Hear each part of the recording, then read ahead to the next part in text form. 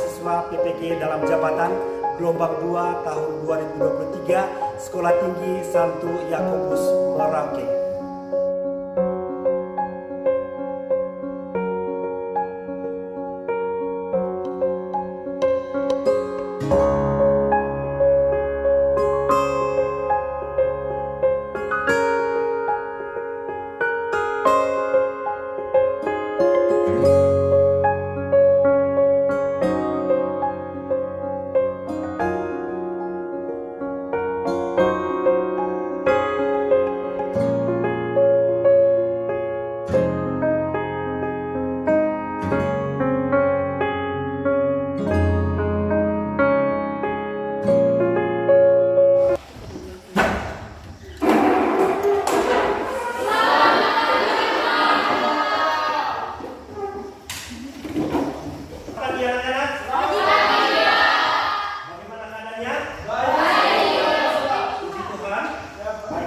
Jadi pada kesempatan ini saya akan membawakan materi berkaitan dengan manusia makhluk otonom dengan subtemanya itu suara hati. Baik. Mari kita buka dengan lagu dulu. Saya ajak ini teman-teman untuk berdiri dan sama-sama menyanyikan.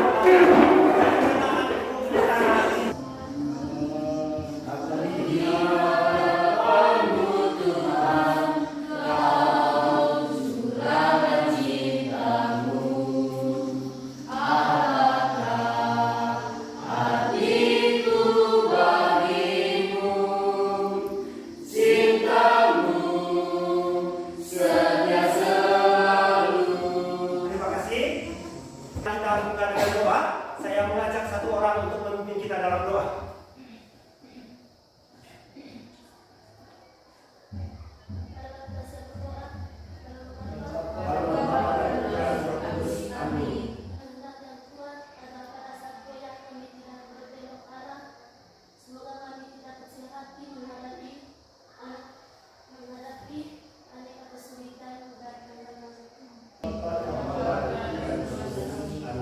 Baik, terima kasih.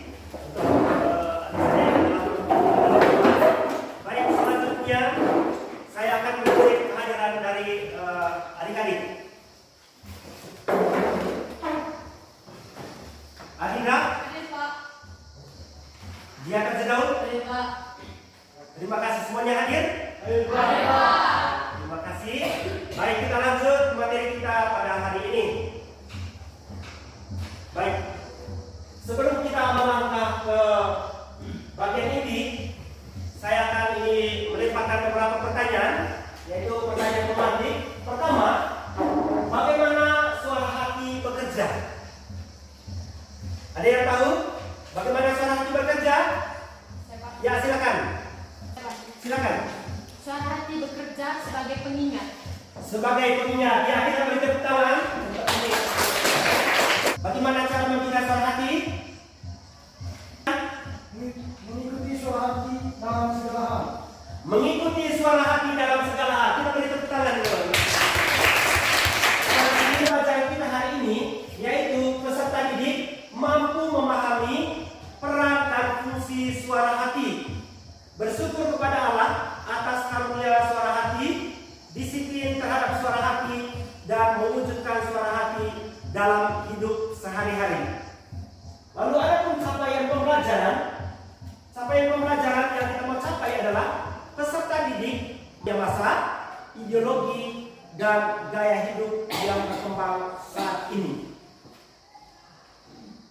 Kita lihat profil pelajar Pancasila. Teman-teman tahu lagu profil pelajar Pancasila? Kita berdiri dulu. Ayo berdiri. Silakan duduk. Jadi pembelajaran kita hari ini itu ada beberapa langkah, ya, ada beberapa langkah yang harus kita jalankan.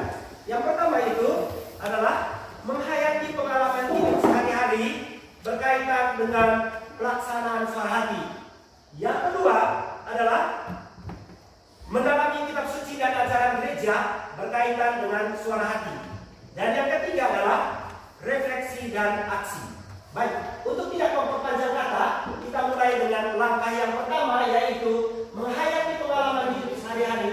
berkaitan dengan pelaksanaan suara hati. Baik, untuk mendalami hal ini, saya mengajak teman-teman untuk sama-sama menyimak kisah berikut ini, yaitu kisah tentang seorang pemimpin yang punya nurani. Ada yang bisa membaca? Silakan. Pemimpin yang punya nurani. Untuk hari pelantikannya, putra mahkota itu bermimpi. Ia bermimpi tentang bagaimana pesta pelantikannya dipersiapkan. Ia bermimpi bagaimana rakyat kecil dipaksa dan dianiaya untuk memberikan peti supaya pelantikan itu dirayakan secara mewah dan meriah. Baik, terima kasih untuk Dinda yang sudah membacakan sebuah kisah berkaitan dengan pemimpin yang punya nurani. Baik, bagaimana ceritanya? Sudah paham? Sudah. Terima kasih.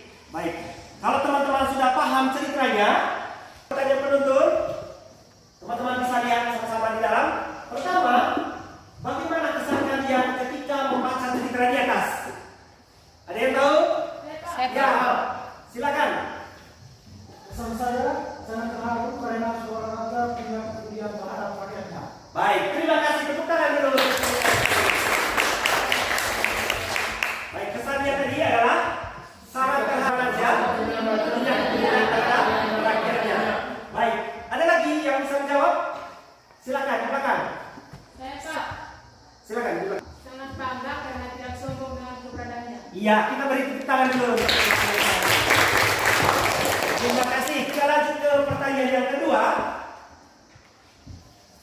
Kita dialami oleh putra mahkota itu sebelum dilantik. Ada yang tahu? Silakan, Randy di belakang. Peduli terhadap orang lain, saling membantu orang lain. Iya, menghargai orang lain. Apa lagi tadi? Saling Peduli terhadap orang lain. Baik, kita beri tepuk tangan dulu untuk dalam kelompok sekarang. Ya.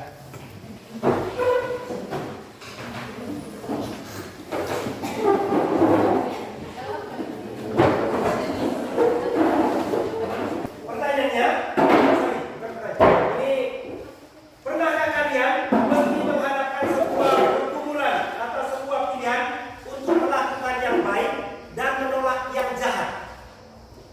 Silakan kalian sharing dalam kelompokmu dan saya minta salah satu kelompok untuk ini bisa menceritakan hasil sharingnya.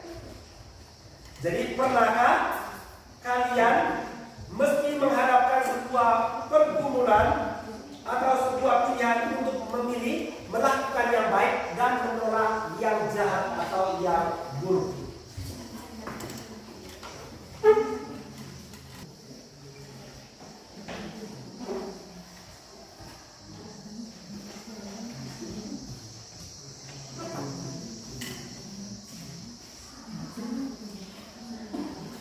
Baik, sudah?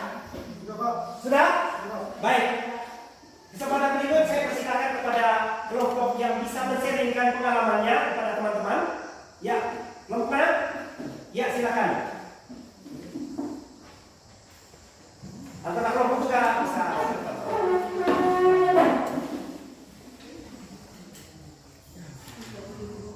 Selamat pagi untuk kita semua. Selamat pagi. Terima kasih atas waktu dan kesempatan yang diberikan kepada kelompok kami untuk men-sharing pengalaman dalam menghadapi sebuah pergumulan atau sebuah pilihan untuk memilih melakukan yang benar atau menolak melakukan yang jahat atau tidak baik.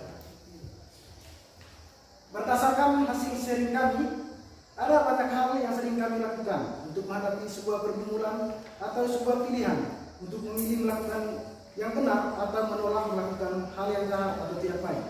Contohnya, yang pernah kami alami adalah untuk memperoleh nilai ujian yang benar, yang baik, daripada menyontek, kami memilih untuk belajar yang lebih giat. Baik, kita beri tepuk tangan untuk teman-teman kita ini. Salut, salut. Salut, salut. Salut. Ya, dipengaruhi dengan faktor yang lain, yakni kurang tertanamnya nilai religius atau agama, lemahnya kontrol proses pencarian jati diri. Kemudian kelompok yang paling rentan mendapatkan pengaruh adalah kaum muda karena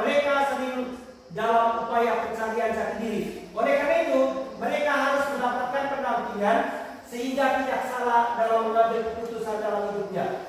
Mereka harus belajar membuat keputusan dengan mendengarkan suara hati atau hati nurani. Kalau kita lihat ini, apa arti dari suara hati? Apa arti dari suara hati? Suara hati itu merupakan kesadaran moral yang timbul dan tumbuh dalam hati manusia. Ya. Sedangkan hati nurani secara sempit dapat diartikan sebagai penerapan kesadaran moral. Penerapan kesadaran moral dalam situasi konkret yang menilai suatu tindakan manusia atas baik buruknya. Proses kerja suara hati itu ada 3. Yang pertama itu sebelum bertindak, sebelum bertindak atau sebelum melakukan sesuatu. Yang kedua pada saat menjelang bertindak. Dan yang ketiga adalah sesudah tindakan selesai dilakukan. Untuk mendalami teks ini, saya minta satu orang untuk membaca teks kitab suci dari Roma bab 2 ayat 14 sampai 16. Ya. Bacaan dari kitab Roma. Apabila bangsa-bangsa lain yang tidak memiliki hukum Taurat oleh dorongan diri sendiri melakukan apa yang dituntut hukum Taurat, maka walaupun mereka tidak memiliki hukum Taurat, mereka menjadi hukum Taurat bagi diri mereka sendiri. Demikianlah sabda Tuhan. Baik, terima kasih. Space artikel 16. Di lubuk hati nuraninya, manusia menemukan hukum yang tidak diterimanya dari diri sendirinya, melainkan harus ditagih. Suara hati itu selalu menyerukan kepadanya untuk mencintai dan melaksanakan apa yang baik dan menghindari apa yang jahat. Baik, terima kasih. Ya, untuk ini adik-adik yang sudah membacakan ajaran sosial gereja dari Gaudium et Spes artikel 16. Baik, setelah kita membacakan teks kitab suci dan juga ajaran-ajaran sosial gereja berkaitan dengan suara hati, pada kesempatan ini kita akan mendalami teks kitab suci dan ajaran sosial gereja ini dengan beberapa pertanyaan. Saya minta teman-teman tetap ini bertahan dalam kelompoknya dan selesaikan beberapa pertanyaan berikut ini. Mana pertanyaannya? Sudah mengerti? Sudah Pak? Oke, terima kasih. Silakan lanjutkan kerjanya. Silakan lanjutkan kerjanya. Ada yang belum mengerti soalnya? Sudah mengerti, Pak. Oke, terima kasih. Sudah selesai? Sudah. Terima kasih. Saya minta teman-teman yang sudah ini mengerjakannya itu untuk mempresentasikannya di depan kelas. Ada yang ini, siapa yang pertama mempresentasi?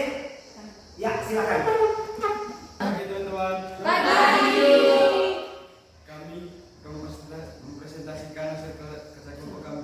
Para pembaca, kami silakan. Pertanyaan yang pertama tadi, apa hubungan suara hati?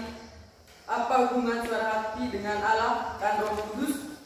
Hubungan suara hati dengan Roh Kudus yaitu ikatan spiritual antara seseorang dengan Allah. Manusia adalah satu-satunya golongan yang diberikan Roh Kudus, di mana Roh Kudus berdiam di dalam diri manusia tersebut. Pertanyaan kedua, apa konsekuensinya bagi kita apabila kita menuruti atau tidak menuruti suara hati? Konsekuensinya adalah konsekuensi ketika kita tidak menuruti suara hati yaitu hidup kita tidak akan damai dan tenang. Tetapi jika kita selalu mengikuti apa yang dikatakan oleh suara hati, hidup kita pasti akan lebih tenang dan damai. Pertanyaan yang ketiga, apa hubungan suara hati dengan kasih kepada sesama? Hubungan suara hati dengan kasih kepada sesama yaitu sebuah perasaan yang bisa dimiliki oleh seseorang untuk merasa kasihan, saling membantu, dan sebagainya. Sekian dari kelompok kami. Terima kasih. Baik, kita beri tepuk tangan untuk kelompok pertama ini. Baik, setelah teman-teman menjawab pertanyaan-pertanyaan dalam diskusi kelompok tadi, berikut ini saya akan memberikan beberapa penegasan berkaitan dengan teks kitab suci dan juga ajaran-ajaran sosial gereja berkaitan dengan suara hati. Santo Paulus mengatakan kepada kita bahwa dalam diri kita ada dua hukum, yaitu hukum Allah dan dosa.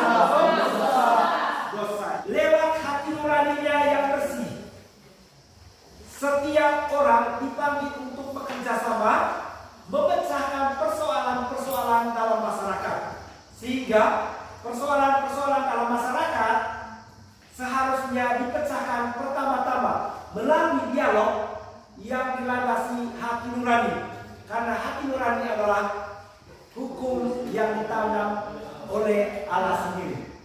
Baik, kita lihat yang berikut. Yang pertama, dengan membaca kitab suci, membaca kitab suci, dokumen-dokumen gereja dan buku-buku lain yang bermutu.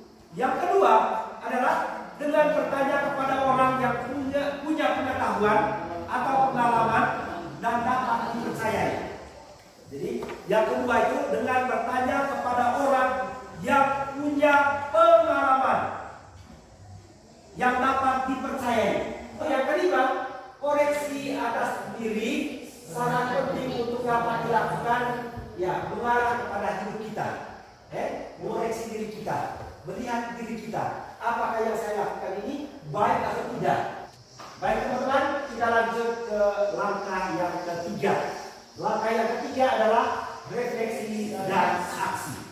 Baik, mari kita rasakan renungan singkat tentang harga sebuah kejujuran berikut ini. Saya minta satu orang untuk membacakan renungan singkat ini. Harga kejujuran. Saat itu saya sedang menunggu taksi di pinggir jalan raya. Apapun resikonya, kejujuran harus kita junjung tinggi dan harus praktikkan dalam hidup sehari-hari. Sebab kejujuran merupakan salah satu refleksi dari rasa takut kita akan Tuhan. Selain itu, kejujuran juga merupakan salah satu bentuk kesaksian kita sebagai manusia terpilih yang harus mengabarkan berita kesukaan kepada lingkungan di sekitar kita. Untuk itu, jika yang hendaklah kita berani berkata ya, jika tidak, hendaklah kita juga berani berkata tidak. Tidak, Pak. Baik, terima kasih kepada teman Randi yang sudah membacakan aksi. Ya, aksi.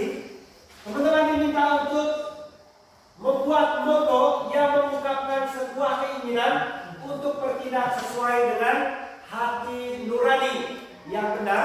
Misalnya, prestasi yes, jujur harus. Ya.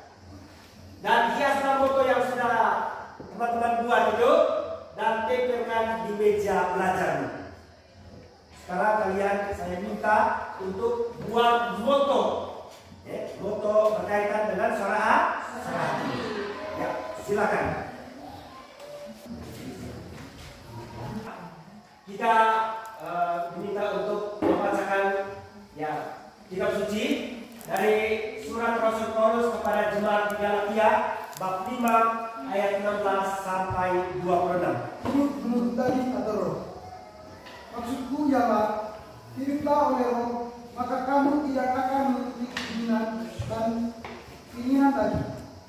Sebab keinginan tadi berlawanan dengan keinginan roh, dan keinginan roh berlawanan dengan keinginan tadi. Karena keduanya bertentangan jika kamu setiap hari tidak melakukan apa yang kamu kehendaki. Pada adik Surya yang sudah membacakan teks kitab suci dari surat Paulus kepada jemaat di Galatia bab 5 ayat 16 sampai 26. Kiranya teman-teman itu dapat mengikuti, ya, perbuatan roh. Tentunya roh ini adalah roh yang apa? Yang baik. Baik teman-teman, dari materi yang sudah kita paparkan hari ini, berikut ini saya akan memberikan kesimpulan bahwa suara hati adalah kesadaran moral yang timbul dan tumbuh dalam hati manusia, tempat di mana Allah membisikkan apa yang boleh kita lakukan dan apa yang tidak boleh kita lakukan. Maka menaati suara hati sama artinya menaati Allah sendiri. Baik, sampai di sini ada yang belum ini jelas dari materinya? Sudah jelas? Terima kasih. Baik, pada kesempatan ini saya mau tes kalian. Apakah kalian itu sudah sudah paham betul materinya atau tidak? Saya akan memberikan beberapa pertanyaan untuk kalian kerjakan berkaitan dengan pemahaman kalian akan materi yang kita pelajari hari ini. Saya minta kalian untuk selesaikannya secara sendiri-sendiri.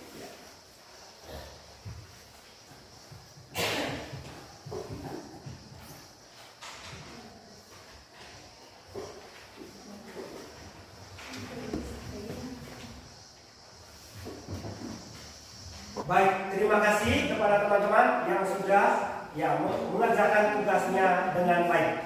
Ya, kita beri tepuk salut untuk teman-teman semuanya. Salut, salut. Salut, salut. Salut. Baik, dengan demikian kegiatan pembelajaran kita hari ini sudah selesai. Saya mengucapkan terima kasih kepada teman-teman yang sudah berpartisipasi dalam kegiatan pembelajaran ini. Saya berharap mudah-mudahan apa yang kita bicarakan pada hari ini dapat berguna dalam kehidupan kalian di hari-hari yang akan datang. Baik, kita tutup kegiatan kita hari ini dengan doa. Saya minta semua untuk menuju dengan doa.